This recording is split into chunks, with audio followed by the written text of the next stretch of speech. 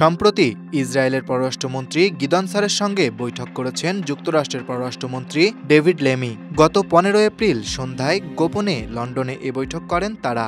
তবে এই বৈঠকের জন্য ব্রিটিশ রাজনীতিবিদদের সমালোচনার সম্মুখীন হয়েছেন লেমি।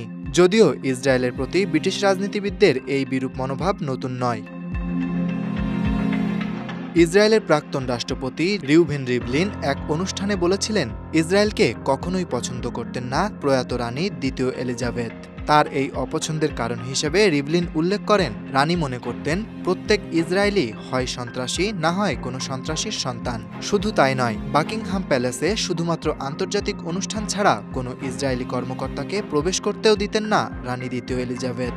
অবশ্য রানীর এই মনোভাবের পেছনে বিভিন্ন ঐতিহাসিক কারণ রয়েছে বলে মনে করা হয়। 1940-এর দশকে ইসরায়েল রাষ্ট্র প্রতিষ্ঠার পূর্বে ব্রিটিশ ম্যান্ডেট চলাকালীন জায়নবাদী সশস্ত্র গোষ্ঠীগুলো ব্রিটিশ শাসনের বিরুদ্ধে সহিংস কার্যকলাপ চালাত।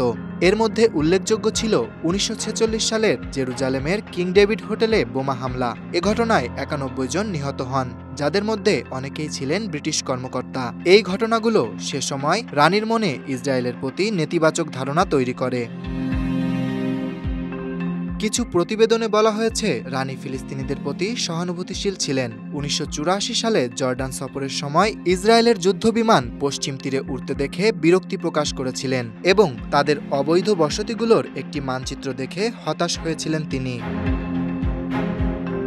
ইসরায়েলি যুদ্ধবিমান দখলকৃত পশ্চিম তীরের আকাশে উড়ে যেতে দেখে কতটা ভীতিকর ছিলেন তা নিয়ে কথা বলেছিলেন রানী। আর তাই মাঝে মধ্যেই বোঝা যেত যে রানী এলিজাবেথের সঙ্গে ইসরায়েলের সম্পর্কের একটা টানাপোড়েন চলছে।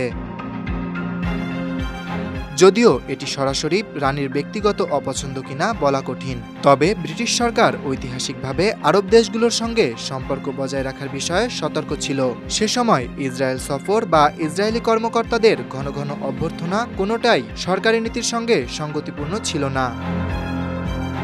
রানী এলিজাবেথ 2022 সালের 8 সেপ্টেম্বর মারা যান। 70 বছর সিংহাসনে থাকাকালে 120টিরও বেশি দেশ ভ্রমণ করেছেন তিনি। তবে জীবদ্দশায় কখনোই ইসরায়েলে যাননি রানী দ্বিতীয় Elizabeth. Dhaka express desk report.